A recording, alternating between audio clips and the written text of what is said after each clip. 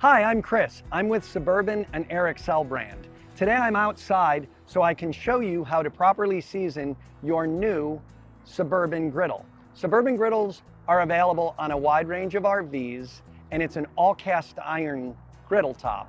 So you really need to season that to prevent rust and to have a better overall cooking experience. I have pulled this away from the coach just for the purposes of this demo so that we can get some better angles and properly show you how it's done. So let's get started. You might notice a little discolored residue on the griddle surface itself. That's just a little extra oil from the oil we put on in the manufacturing process. And we do that so that you won't get any rust on your griddle between the manufacturing of it and using it on your RV. When you heat it up, that will just dissipate and that will become part of your seasoning process. That's food grade oil, it's nothing to worry about. So to season the griddle, the first thing we want to do is we want to turn it on and get it hot. And I'm going to turn it up to high. And I'm going to let this get nice and hot. Once it gets good and hot, you're going to want to season it with a nice oil. Different folks recommend different kinds of oil. My favorites are either flaxseed or grapeseed. And I kind of favor grapeseed oil because it has a high smoke point and it also is real neutral in flavor.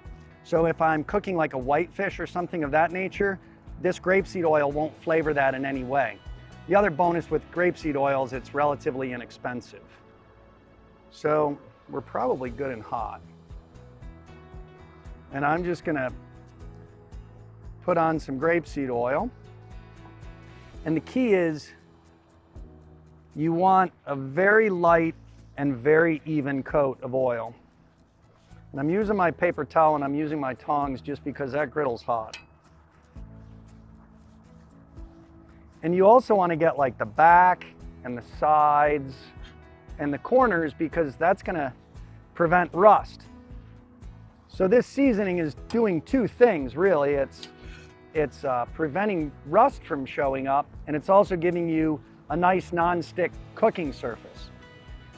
So when you're oiling and you're seasoning, it's really a chemical process. What you're trying to do is you're trying to get the cast iron to be very hot and those molecules to move around, and then you're trying to get the oil really hot and everything to bond together so that it keeps a nice non-stick surface. So now what I'm going to do is I'm just going to let this heat up quite a bit. And if you see smoke, that's fine because that's just the oil burning off. So I'm not sure if you can see it on camera, but I'm starting to smoke quite a bit, which means this griddle is getting up to the smoke point of that particular oil. That's around 420 degrees, so be careful with this griddle.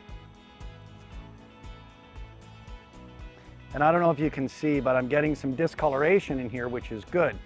Because after you use a griddle for quite some time, and you've probably seen this in your home pans, it'll turn black, and that's really what you want. Now you can really see this coloration.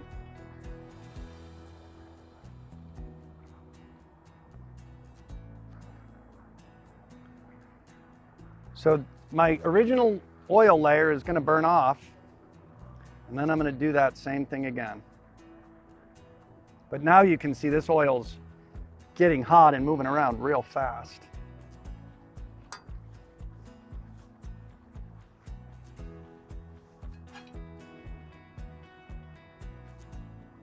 And remember, kind of more is not better in the oil. You want 3 or 4 thin layers.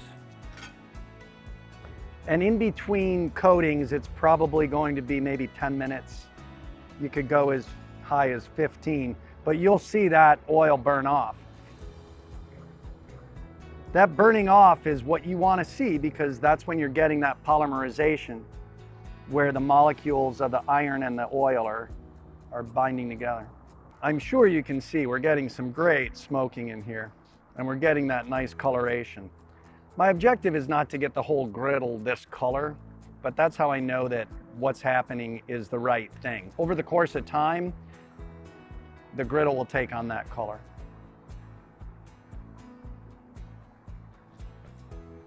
So it's been 10 minutes or so since my last coating. You can see the smoke is nice. It's time to go ahead and do another layer of oil.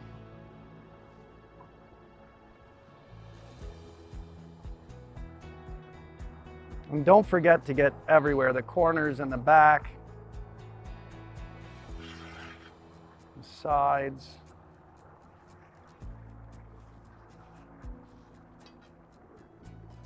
I'll put a little bit on the back of the griddle just for rust mitigation. Cool.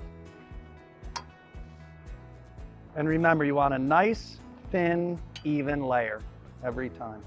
I've done 4 layers of the oiling, and you can see now this coloration is fabulous.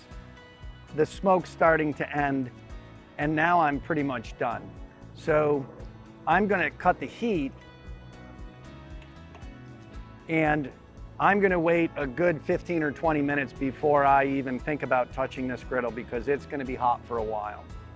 When you clean your griddle, just like you would with any cast iron cooking item, you want to avoid soap and soapy water, because all that will do is break up the oil you have. Cleanup should really be a water-only process, and you can also use water with kind of a scrubby pad, and that's okay. But after you do wash with water, what I like to do as a best practice is I'll put it on, I'll heat it up, that'll completely dry out any water, and then I'll do one more layer of oil.